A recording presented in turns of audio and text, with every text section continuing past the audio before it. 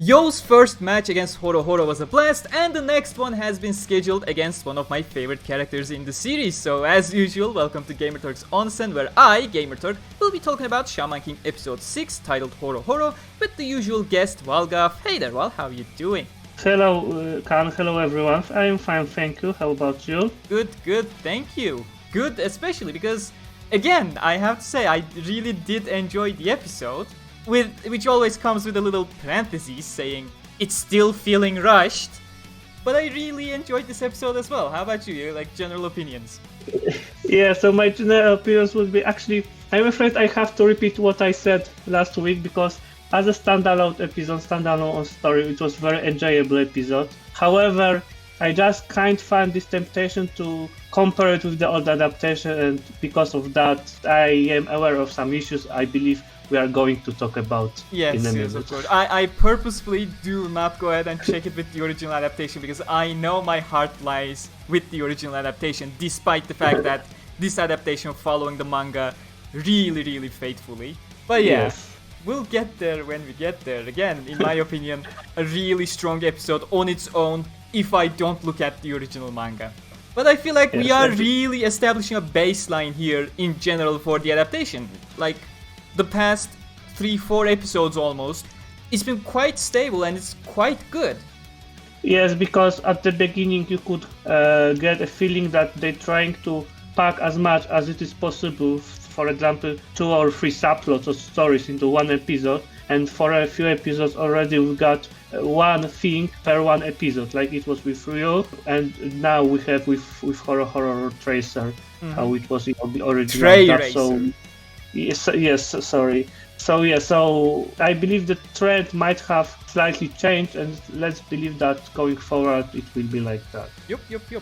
So we begin with Chrome's death that was teased at the ending of the previous episode against Tao Ren.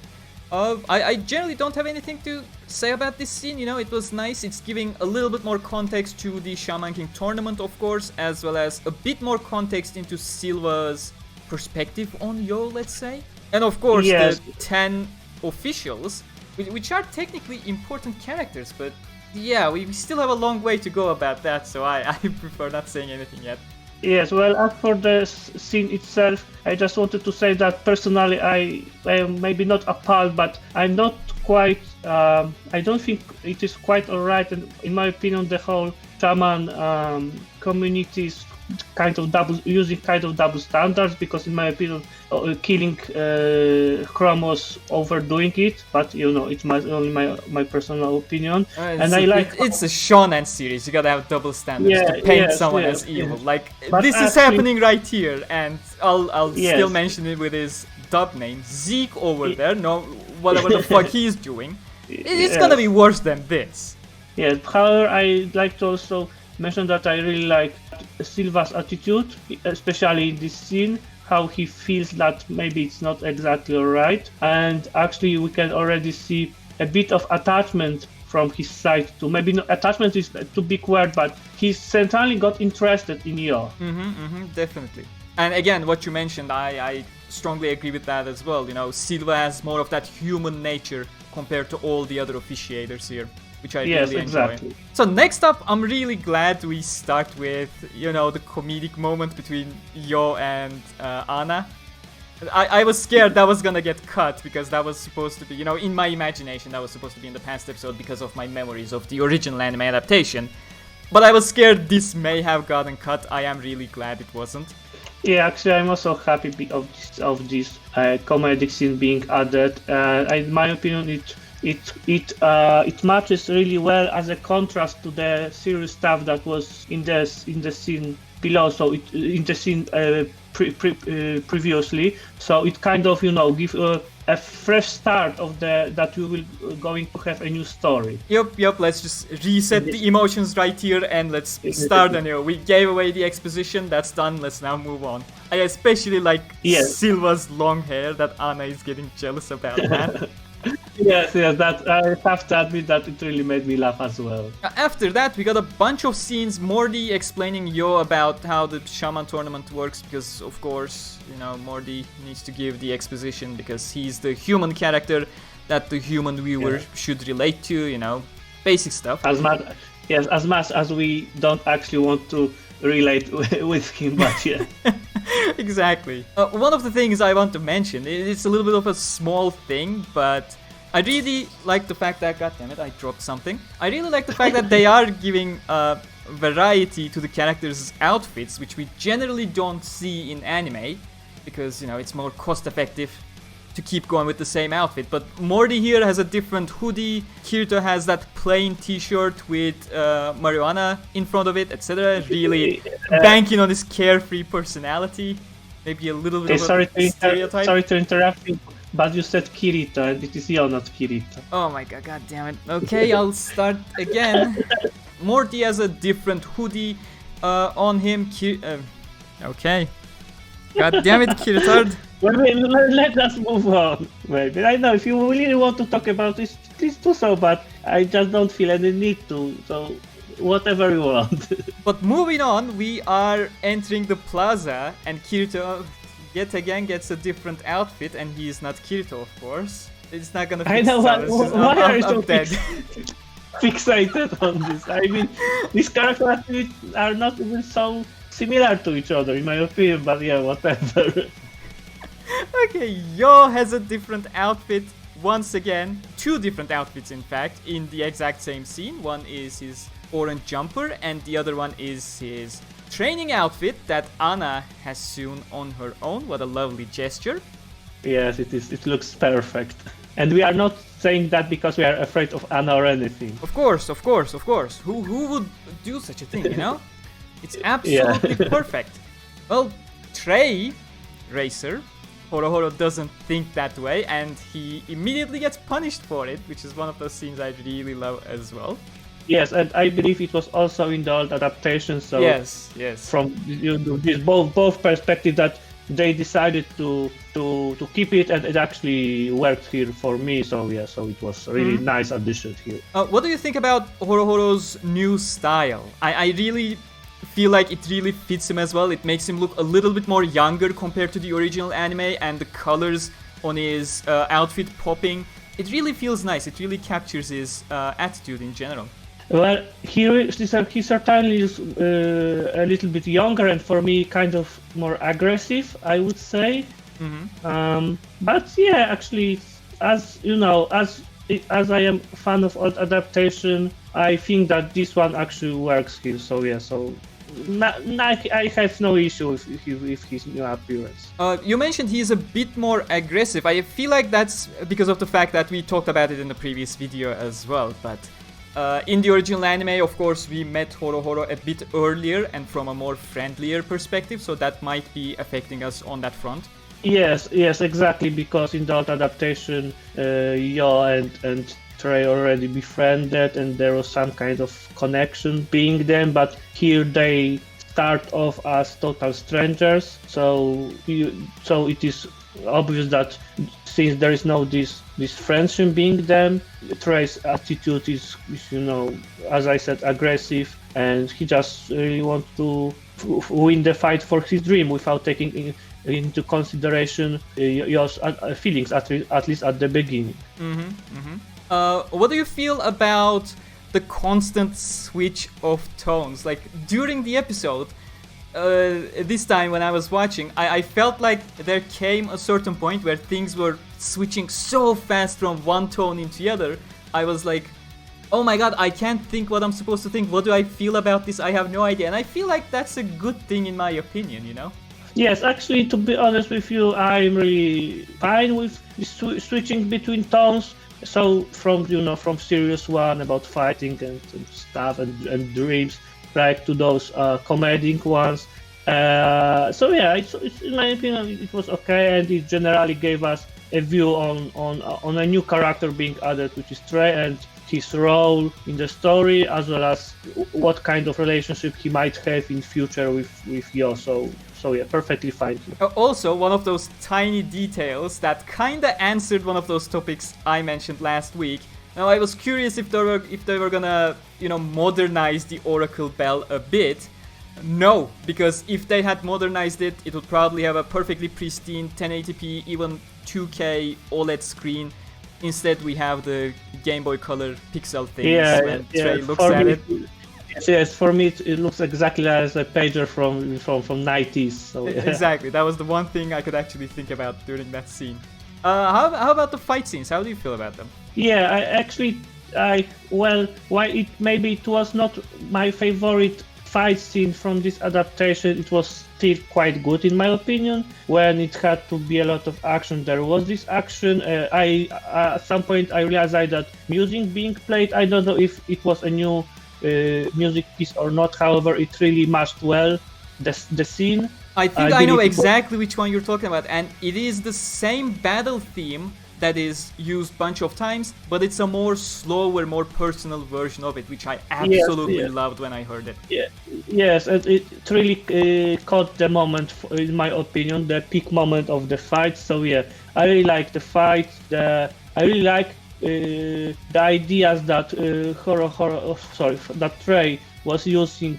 You know, the creation. You don't need to say sorry when you say Horohoro. That is his actual name. If we keep using Trey Racer too much, people are gonna flame us in the comments. Okay, so I really like ideas how Horohoro was using his snowboard, the creation of ice. You know, like sliding off the wall, or he was attached himself to rails and things like that. I really like these additions. Like, when I look at the entire fight scene, it is quite long actually, which is quite uncommon for, let's say, shonen anime. Going back to that topic again. Well, I can tell you that there are some shonens with the battles just go like several episodes. So yeah. Yeah, well, but there's way too much speaking. Like, there are duels that last multiple episodes in Yu-Gi-Oh as well, but it's not like they're constantly dueling. But that's an entire tangent. I will stay on the topic. Like, in my opinion, the animation was not like top-notch stuff. We have seen better even in this series so far, but it was really creative that I never had to go and say, oh, this doesn't look good. It was always going for a certain really nice creativity aspect of it, giving nice amount of variety and etc., all that kind of stuff. If I were to compare it to something that we know, I'd say, you know, Kirito and Yujo's fight against Alice, that was also so not nicely animated, but it was such a creative setup that they overall created that I never bothered too much that the animation was absolutely falling apart in Illustration's Human Realm arc. Yeah, I agree with you, and actually it is what I meant when I was talking about different using of his powers from Horohoro, you know, the creation of ice and things like that. Exactly, and speaking of icicles, you know, I was thinking, I completely forgot the original at that point, but I was thinking, oh my god, this is the third time they are using the same attack with the exact same animation, but then the anime, of course, the content being there, that was actually on purpose, because, you know, that was the point. You used it for the third time. It is getting very easy to block at this point. So that kind of hit back at me, which I am glad about. You know, I like those kinds of stuff. Yes, and since we are talking about creativity, I really liked from your side that we saw some kind of progress from him, and especially I like the scene when he used the oversoul mode of his sword to protect himself by, you know, enlarging this shield-like thing. With Amidamaru's shoulder blades, I believe those are? Yes, exactly. Shoulder blades, shoulder shields, I mean. Yep. But my favorite scene was, there was a close-up shot that was focused on Yo's hand when he was lifting the sword up. That scene specifically really stood out to me. That was a gorgeous scene. Yeah, it was a really nice scene. Same here. Anything you want to mention? Because I am gonna move on if you don't have anything else to say. Actually, I don't know. There was well, maybe not after, but the culmination of their fight was also about talking about these dreams, and I really like this moment, because even though it was in contrast to the fight they had, it really matched well the whole theme of the episode. In my opinion, I like the clashes. My clashes is a big too word, but a different perspective regarding becoming a Shaman King, and that there's maybe like that.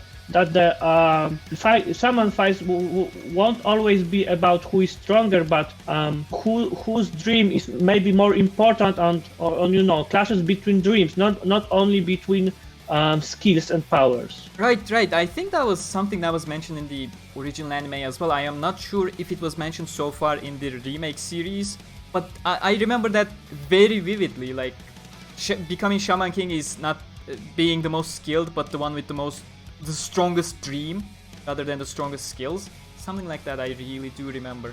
But speaking of dreams, now that you mention, I was actually gonna skip over the entire remaining scene, but that reminded me.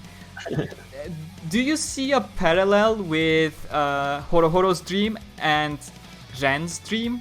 I never realized it before, but it was so obvious now that I rewatch it 20 years later when I'm an actual adult. They actually do have the exact same dream. Like, it's really that ecological point that they are making, both of them. Yes, actually, now that you mention it, I agree with you that why their dreams maybe may have some similarity, or rather the outcome of their dreams, they are aiming for the same thing, but they're using different means for it. And a much different attitude at that. Yeah, exactly. That's much different attitude. Well, that's how the characters are shown, right? The one is, being shown as friendly, which is Horohoro, and for now, Ren is just being, well, let's call it a douche. The Mr. Pointy Head Smarty Pants, yes. The final scene, do you have anything to add? Like, we have, what was her name? Trey's sister, Pirika. Actually, but before Pirika, we've got the best bro. Some scenes of the best bro. So I actually like this addition here because, well, I'm going to talk a bit about the old adaptation, if you don't mind, because here we see that Ryo is living, or maybe meeting with Yo quite frequently. And actually, in the old adaptation, he had already been living here because he wanted to be apprenticed to Yo, but Anna used this opportunity to hire him in quotation, as a housekeeper and things like that. So there was this in the old adaptation, there was this explanation why Ryo and his gang is hanging out at Yo's place. Right, but here they're just randomly there, right? Yes. Not that I mind, because I love each scene with Ryo because he's one of the favorite characters of the series. But again, the old adaptation had this nice background, this depth of everything, and here was just randomly showed to us. I totally agree. But actually, it was I believe it is all that we could say about this scene, unless you would like to talk about something else here. But I believe we can move to what we wanted in the beginning, which is Pirika. Well, I do want to talk about how cute Pirika looks, and that I can say. Well, of course, she looks cute. She's Imoto, so yeah. But other than that, not really. I don't have anything to say. Like, even Trey has a different outfit in this scene compared to the battle one, I think. Yes. Actually, I didn't notice so that, much clothing variety. It's absolutely amazing for a single episode. So compared to the old adaptation, apart from the addition of blood and things like that, we've got variety of clothes, so kudos to that. And then the final scene. Go ahead. I just wanted to say about that. I since we've sometimes talking about voice acting, I really like Pirika's voice. For some reason, it really clicked with me, and I think it is matching really well her character and role in the story. I really love all the voice actors so far. Again, my first exposure to the Japanese voice actors of the series. I didn't watch the original in Japanese, but I mean, aside from Ryu, I'm perfectly fine with everyone, and the only reason I am not so fine with Ryu is because I feel like Italian macho guy. It left such a mark on me as a kid. I just can't accept anything other than the Italian macho dude. Well, you know me, I can be a little bit more complaining about this voice acting, because for me the Polish dub was just probably one of the best Polish dub I ever heard. And so yeah, I'm going to probably complain in the future more about things like that. When you get more main time, screen time, I guess. Yes. And the final onsen scene then, unless we have anything else. One thing I want to mention, I love Yo's hair. That is the best hair Yo ever has. Yeah, I also noticed this hair, and yes, it was really... It was in the original anime as well. I just love this specific hair on him. Yes, and I believe we also add it to our talking about the variety stuff when it comes to clothing, because it is also shows a different appearance of a character. Exactly. This time with no clothes at all. Yeah. That was probably not what you meant, but okay. And the final scene is, of course, the teaser for next episode, which is featuring one of my very favorite characters in the entire... One of the three. We already met the other two. One is Yo, one is Ryu. And this is the third one. So next episode I am really looking forward to. It's one of the best episodes as well. Yes, and I also looking forward to it. Well, not trying to spoil too much. I believe we will have a lot of emotional ride in the next episode. Oh yeah. By the way, I couldn't make sense of the next episode title, A Form of Courage it was. I was just expecting the name to be there, much like this week's Horohoro. Yes, actually, when I saw the title, I was kind of confused, like, what does it refer to? Because we kind of know what's going to happen. Well, let's see, maybe... Yeah, I'm genuinely confused about what courage he's referring to, because I don't remember much. Well, courage wouldn't be the word I would use. Yeah, actually I would use another word, but me speaking it right now would be too much spoiling, unless it is some kind of of bad translation. But no, it wasn't bad translation in my opinion. They used Yuki, right? Okay, so Yuki is courage, so yeah, so okay, so yeah, that's all actually. But yeah, that's all. My third favorite character is coming, and that's gonna form the entire team I am looking forward to, without going too much into the future, despite being a bit too literal there perhaps. So that is where we're ending before I accidentally say anything more that may potentially spoil stuff. Thank you very much, Wal, for being here, and thank you to all of you for listening, and we will see you next week when we have another fight. As always, thank you for the invitation. Thank you everyone. Bye. Bye bye.